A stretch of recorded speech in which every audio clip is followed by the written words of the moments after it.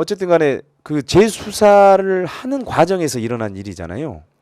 그러니까 갑자기 뭐 엄정 수사 방침 천명이 있었고 예, 그때 대통령도 대통령께서의 특별 지시가 있었고. 저는 사실 그거를 그냥 기사로만 처음에 접했어요. 예. 그래가지고 이런 일이 있었는데 저도 전혀 예상 밖의 일이었기 때문에 그런데 나중에 확인해 보니까 그걸 직접 동영상으로 확인이 되는데 읽으셨더라고요. 저는 그냥 서면 뭐 어떤 그런 브리핑 그런 형태인 줄 알았더니 예. 직접 읽으셨더라고요. 음. 굉장히 센 거죠. 예. 아, 특별 지시입니다. 이거는. 예, 예, 예. 예. 그래서 이제 그 그 지시가 그 제 기억에는 월요일이었을 겁니다. 네. 제가 뭐 정확한 날짜까지는 모르겠는데 18일, 3월 18일, 19일 예, 3월 18일입니다. 예, 이게 월요일이었을 것 같고 그리고 나서 이제 좀 뭔가 부산해졌죠, 다. 저희도 좀 더 부산해졌고 뭐 검찰도 부산해지고 뭐 그랬었는데 아마 금요일일 겁니다. 3월 22일. 22일 맞는 것 같은데요. 22일 그 금요일이었는데 네, 20일이 맞습니다. 예, 그 금요일이라는 거는 이게 공무원들, 뭐 검찰도 공무원이지 않겠습니까? 네네네네. 공무원들 기준에서는 에게는 좀 그나마 제일 부담 없는 날이지 않겠습니까? 저도 뭐 주말 근무도 많이 했지만은 보통 네. 토요일 날에는 잘 안 나가거든요. 네, 일요일 날은 네, 출근을 네, 해도 네, 그러니까 금요일 저녁 그나마 편하게 네. 좀 지인들도 만날 수 그렇죠. 있고 예, 예. 뭐 그런 날인데 어떻게 보면 그러니까 제일 공무원 조직 기준으로는 제일 허술한 날이죠. 예. 그리고 그날 밤에 갑자기 저도 뭐 잠깐 뭐 저녁자리 했다가 뭐 일찍 들어왔는데 그래서 저희 아내한테 왜 이렇게 일찍 들어왔냐고 이제 칭찬받고 있는데 전화를 받은 거죠. 아, 예, 그러더니 김학의 전 차관이 공항에 나타났다. 뭐 표를 끊었는데 뭐 12시 저는 처음에 들은 기억으로는 12시까지 뭐 어떤 조치가 없으면은 비행기가 뜬다. 예. 그리고 지금 뭐 늦은 시간이라 뭐 조치를 할 사람이 뭐 찾을 길이 없으니 뭐 네가 해줬으면 좋겠다. 뭐 그런 취지의 연락을 받았었습니다. 그 연락을 그때 누가 했나요? 그때 그 민정수석실에 있던 이광철 행정관이 했었죠. 네. 당시 선임 행정관인가? 네, 예. 선임 행정관이었습니다. 민정수석실에. 근데 이제 제가 여기서 첫 번째로 드는 의문이 아니 물론 이제 그 우문일 수도 있겠지만 예. 왜 김학의는 왜 출금을 안 해놨지? 이런 생각이 들더라고요. 뭐 그러게 말입니다. 근데 저희는 기본적으로는 그 수사권이 없는 조직이기 때문에 네. 그 논의가 있긴 있었어요. 네. 그 화요일, 수요일 논의가 있었는데 있긴 있었는데 저희는 수사권이 없으니까 그게 원칙적으로는 출국 금지 자체를 독자 명의로 할 수는 없었거든요. 그러니까 그때 법무부 쪽에서 나왔던 얘기가 건의를 할 수 있지 않겠냐 조사단에서 건의를 하면 그걸 받아서 장관이 직권으로 출국 금지하겠다 그런 논의가 있긴 있었어요. 근데 그게 뭐 좀 전례도 뭐 별로 없는 것 같고 약간 뭐 여러 가지 이유로 또 검찰에서도 뭐 약간 그 반기지 않는 분위기가 있는 거. 왜냐하면은 검찰은 그거를 본격 재수사할 준비가 안 된 상태였거든요. 근데 출국 금지라는 거는 수사를 할 때 맨 처음 하는 거지 않겠습니까? 형사 절차라는 것은 대상자 사람이 있어야 절차가 진행되는 거거든요. 사람이 해외로 나가버리면 절차가 진행을 할 도리가 없으니까 맨 처음 본격 수사를 하기 전에 하는 그 좀 수사 자체는 아니지만 수사 촉진 절차인 거죠. 그러니까 네네. 사람이 적어도 우리나라 안에는 있게 만드는 그런 수사 촉진 절차이기 때문에 기본적으로 어쨌든 수사죠. 그러니까 수사니까 저희는 권한이 없고 근데 그걸 출국 금지를 하게 되면 그걸 어떻게 읽히냐면 이제 본격 수사 하겠다는 의미를 읽히거든요. 근데 그렇죠, 예. 검찰은 아직 준비가 안 돼 있었거든요. 그러니까 법무부와 대검사의 좀 이견도 있었고 그러다 보니까 에이 설마 나가겠어 하면서 좀 흐지부지 됐는데 갑자기 그 틈을 파고들고 출국 시도하신 거죠. 야밤에. 근데 법무부 장관한테는 아니 그 출입국 관리법에 법무부 장관이 범죄 수사를 위해서 직권으로 출금할 수 있는 권한이 없나요? 뭐 범죄 수사를 위해서는 뭐 좀 뭐 모호한 부분입니다. 다만 그게 좀 재량이 광범위하기 때문에 수사와 달리 뭐 행정 절차는 재량이 광범위하지 않습니다. 그렇다 보니까 좀 의지만 있으면 될 수 있던 부분이었고 나중에 알고 보니까 유사한 선례도 몇 번 있었는데 직권으로 한 선례가 있었는데 당시는 담당자들이 그 선례를 좀 몇 년 전 일이니까 못 찾았던 것 같습니다. 아. 그러니까 좀 선례가 없다고 보고가 조금 예. 잘못되고 그러다 보니까 그런 좀 틈이 생겼던 거죠. 그러면 예를 들어서 사건 번호가 부여되지 않고 즉 피의자가 아니기 때문에 김학의는 이제 사전에 출금을 못했다 이렇게 이해해도 될까요? 그게 좀 너무 전문적인 영역으로 들어가서 제가 여기서 음. 자세히 설명드리긴 좀 어렵기도 하고 네, 또 네. 재판 절차가 진행 중이기 때문에 기본적으로 사실관계 확정은 예. 엄격한 증거에 의해서 법원이 하는 거 아니겠습니까? 예, 진행 예. 중인 상태에서 제가 뭐 상세히 말씀드리는 거는 뭐 재판부에 대한 예의도 아니기 때문에 간략하게 말씀을 올리면은 이게 진상조사 절차라는 게 옛날 사건이 잘 됐는지 안 됐는지를 가리는 거 아니겠습니까? 그렇죠. 예. 잘못됐으면 사건을 다시 제기한다고 하는데요. 예. 다시 옛날 사건 기록을 갖다가 거기다 껍데기 하나 붙이면은 다시 사건이 살아나는 겁니다. 그러니까 저희는 당연히 옛날 사건 번호를 사용 가능했던 거고 실제로 저희가 조사단 활동을 하면서 모든 공문에는 옛날 사건 번호를 다 넣었었거든요. 예. 번호 그거밖에 없으니까. 실제로 검찰에서 흔하게 있는 실무인데 예.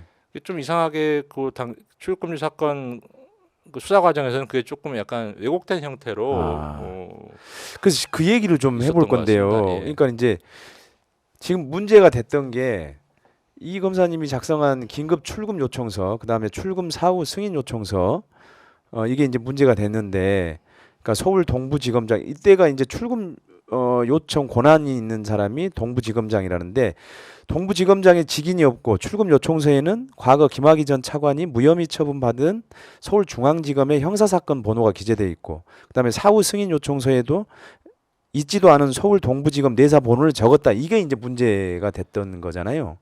그게 그 당시 좀 뭐 속칭 말하면 그 언론에서 보도했던 그런 뭐 줄거리죠. 그렇죠. 예. 예. 근데 그건 아마 지금 1심 판결이 있었는데요. 그 부분은 재판부께서 현명하게 판단해 주셔서 사실과는 좀 다른 것으로 좀 알고 있고요. 상세하게 설명드리기에는 좀 적절하지 않은 자리인 것 같고 이제 좀 전문적인 내용이거든요. 네. 그리고 그게 지금도 이렇게 기사들 보면은 불법 출국 금지라고 그렇게 프레임을 그렇게 하는 경우가 있죠. 실제로 그 제목을 다 그렇게 나오더라고요. 저도 보면. 근데 1심 판결문에 보면 불법이 아니다라고 써 있거든요. 그래서 저희 그 재판 받는 사람들은 합법 출국 금지 사건이라고 표현을 하고 보다 중립적인 그냥 출국 금지 사건이라는 표현도 있는 것 같습니다. 그러니까 이제 그 사실 어떻게 보면 이게 굳이 만약에 검찰 내부에서 그 이 검사님 등등을 이렇게 하고 싶었다면 뭔가 처리를 하고 싶었다면 그러니까 충분히 예를 들어서 내부 징계로도 가능할 수 있는 사안이었지 않습니까? 굳이 한다면? 이게 좀 뭐 판결문에 있는 한도에 간략하게 설명을 올리면은 그게 저는 사실 그 이광철 당시 행정관한테 그 얘기를 받았을 때 어떤 취지를 받았냐면 법무부에서 얘기가 다 됐다는 거예요. 제가 그렇죠. 해가지고 보내면 그냥 뭐 그런 식으로 얘기가 다 됐다는 건데 그때 제가 바로 얘기한 게 그겁니다. 아니 법무부에서 얘기가 됐더라도 저는 대검 소속 아니냐.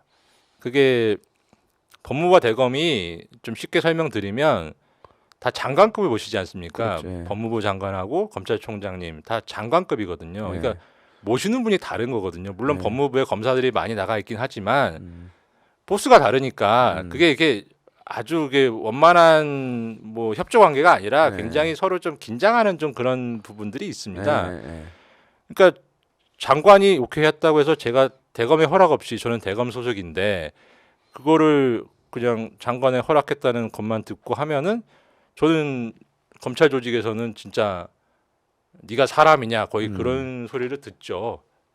실제로 뭐 좀 연차가 얼마 안 된 검사들은 그런 실수를 종종 하기도 하거든요. 근데 검사들 사이에서는 무조건 대검에서 오케이가 있어야 된다라는 게 머리에 박혀 있습니다. 그래서 제가 그때 이광철 행정관한테 바로 했던 얘기가 알겠다. 그래서 일단 출발하겠다. 저는 집에 있었으니까 저는 집이 영등포거든요. 동부지검은 문정동이니까 가는데 꽤 걸리지 않습니까? 시간은 제가 전화 받은 게 맨 처음 전화 받은 게 11시 15분인데 12시에 비행기 뜨면 뭐 끝이라고 하니 일단은 가겠다. 출발한다. 근데 내 이동 과정에 당신이 어떻게든지 업무 경로로 대검의 허락을 받아달라. 그래서 대검의 허락이 오면 저는 하고 대검의 허락이 없으면 난 못 보낸다. 그런 취지로 얘기했어요. 그랬더니 그래서 출발하고 있었죠. 가고 있는데 제 기억에 청담대교 정도 지날 무렵이었던 것 같아요. 올림픽 타고 갔다. 그러니까 한 40 몇 분쯤 됐을 겁니다. 11시 40 몇 분쯤 됐는데 연락이 왔어요. 대검에서 오케이 했다는 겁니다. 근데 지금 총장님은 뭐 주무시는지 연락이 안 닿고 그래서 그 바로 밑에 분한테 허락을 받았다는 걸 전달받았다는 거예요. 그래서 막 알겠다라고 하고서 막 뛰어 올라갔죠. 그 사무실로 3층인데 막 뛰어 올라가던 기억이 아직도 나거든요. 왜냐면 넘어가면 그러니까. 그래서 사무실 불 켰더니 불 켜고 컴퓨터 켰더니 시계 보니까 5분 남아 있더라고요. 진짜 긴박했네요. 그 소리를 만들어야 되지 않습니까? 네.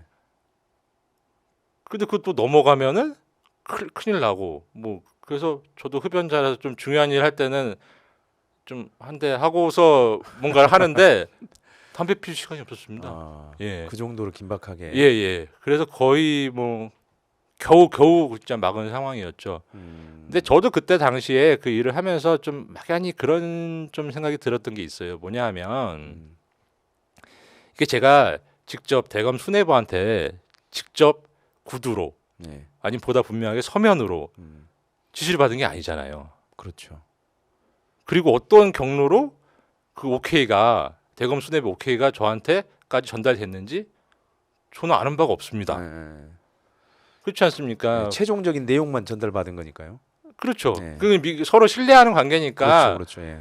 설마 저한테 그냥 뭐 없는 얘기를 할까 싶어서 그냥 믿고 했던 거지. 근데 막연한 저도 공무원 생활 꽤 했으니까 막연한 불안감이 있죠. 이게 모든 게 잘 됐을 때는 다 잘했다고 합니다. 예. 근데 문제가 생기면 다 발을 빼시죠. 그리고 문제가 생겼을 때 그런 결정을 하신 수뇌부들은 다 조직 밖에 나가 계시거든요. 책임을 질 이유도 없고 물을 수도 없고 거의 그런 상황이기 때문에 약간 막연한 그런 불안감이 있었습니다. 왜냐하면 저는 전달받았을 뿐이고 어떤 서면화되거나 하다못해 문자로라도 그래 이 기관이 시켜서 해라 그런 게 없었으니까. 그리고 실제로 이게 몇 년 뒤에 그때는 다 잘했다고 했거든요. 국민들께서도 박수 쳐주셨고 뭐 법무부 대검에서도 이규원이가 긴박한 상황에서 기민하게 잘 대응을 해서 조직이 살았다. 아니면 엄청 두들겨 맞을 뻔했는데. 그러니까 유유히 나갔다고 하면은 진짜 출국했다고 하면은 네. 아마 엄청 두들겨 맞았을 걸요.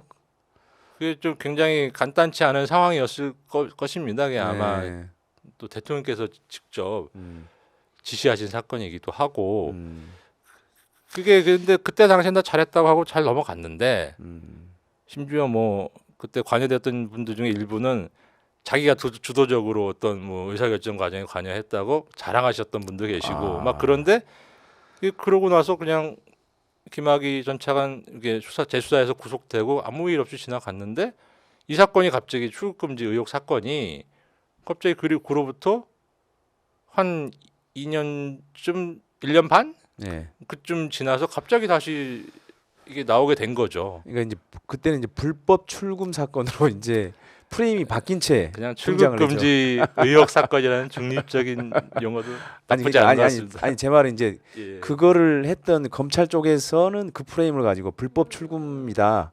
검찰의 이렇게. 주장이죠. 예, 그러니까 그 검찰 주장 얘기하는 거예요. 제 예, 얘기는. 예. 예. 그래서 결국은 수사를 이제 받으셨잖아요. 검찰 수사를. 그거 뭐 그 관련해 가지고 뭐 제가 검찰 조사를 14번 받았고요. 그러니까 소환 조사를 14번이면 와. 아침에 가고 엄청나게 중요한 나오면은 뭐 피의자시네요. 뭐 새벽별도 있고 뭐 그거 14번 했거든요. 예. 아마 저보다 윤석열 검찰에서 조사 많이 받아본 검사를 떠나서 예. 분이 계실까 싶기도 하고 제가 받은 조서만 합쳐도 1000쪽이 넘습니다. 500쪽짜리 책 2권은 되죠. 예. 아마 읽으실래도 한 일주일은 보셔야 될 것 같아요. 아니 제가 보니까는 그 저기 이 검사님은 윤석열 검찰에서 아마 제일 많이 조사를 받은 검사는 확실하고요. 뭐 일반인까지 포함하면 모르겠습니다. 제가 이제 구체적인 통계는 안 내요. 검사로서는 제가 봐서는 제일 많이 조사받은 검사인 것 같아요. 현직 검사. 그게 예. 보통은 그 검사들 조사를 그렇게 여러 번 하지 않거든요. 검사를 떠나서 조금 이게 좀 주목도가 있는 대상자 같은 경우는 저희도 뭐 일 배울 때 한 번 불가피하면 두 번 소환 네. 조사를 끝내라 예. 그렇게 배웠는데 이상하게 저는 14번이나 조사를 받았고 아니 그러니까 이 검사님은 엄청나게 중대한 범죄 혐의의 피의자가 되신 거예요. 그렇지 않나요? 원래 그 정도 14차례 정도 받을 정도면은 그 엄청난 중대 범죄자인 거예요. 혐의자인 거예요. 잘 모르겠습니다. 아니 근데 그때 그렇게 압수수색도 있었다면서요. 압수수색도 받았고 예. 저도 휴대폰이 아이폰이었는데 예. 저는 그냥 적어드렸습니다. 비번 그냥 아, 저는 그 한동훈 비대위원장하고는 상당히 다른 태도를 아주 순수히 잘 응해 주셨네요. 아니 다르게. 제가 사건을 수사하는데 어떤 네. 대상자께서 폰 비번 안 풀어주시면 저는 그분한테 뭐라고 했겠습니까? 예. 근데 제가 압수수색을 당했는데 그건 저는 안 준다? 그거는 조금 그리고 또 공직자는 어쨌든 수인 의무가 있다고 생각합니다. 억울하더라도 수인 의무가 있고 그냥 있는 그대로 다 말씀 올려서 평가를 받는 것이 좀 맞습니다. 맞다고 생각하고요. 사실 특히나 공직자는 사실 그런 정도는 해야 나중에라도 할 말이 있지 않겠어요? 그래야 또 뭐 저도 이게 수사 받으면서 저도 검찰 조사니까 검찰 출신 선배님들을 이렇게 변호인으로 네. 좀 소통이 돼야 그래도 좀 손해는 덜 보니까 선임했는데 그분들하고 약속한 게 두 가지였습니다. 예. 하나는 일체 언론 조치를 하지 않는다. 그래서 제가 얼마 전에 프레시안 인터뷰하기 전까지는 그 약속을 지켰고요. 두 네. 번째는 억울해도 너는 검사니까 그냥 있는 그대로 얘기하고 평가받자. 그냥 네. 검사답게. 그래서 그냥 있는 그대로 얘기했습니다. 음. 그 두 가지 약속은 지금 생각해봐도 저는 지켰다고 자부합니다. 예. 아무튼 제가 잘한 건지 잘 모르겠어요. 예, 한동훈 비대위원장이 우리 이규원 검사님한테 배워야 될 거는 그 아이폰 비번을 순수히 내줬다라고 하는 거. 예? 그 한동훈 비대위원장 끝까지 버텼지 않습니까? 예, 그게 비번을. 폰을 이렇게 압수하면은 포렌식 절차라고 하지 그렇죠, 않습니까? 예. 그게 기계에다가 이제 폰을 걸고 예. 기계 돌리는 거거든요. 그렇죠. 예. 몇 시간 돌아갑니다. 예. 근데 그게 처음엔 풀어줘도 그게 조금 하다 보면 이게 다시 이게 창이 닫히는 경우가 있어요. 맞아요. 그러면 예. 그것도 다시 풀어줘야 되는데 저는 없지 않습니까? 네. 그러면 불편하시잖아요. 포렌식 네. 수사관께서. 네. 그래서 그냥 적어드린 거죠. 예. 그러니까 저기 한동훈 비대위원장이 그 부분 좀 주의 깊게 듣고 좀 나중에라도 비번을 좀 해가지고 아마 했으면 뭐 좋을 것 같아요. 나름의 사정이 있으시지 않을까 싶습니다. 네.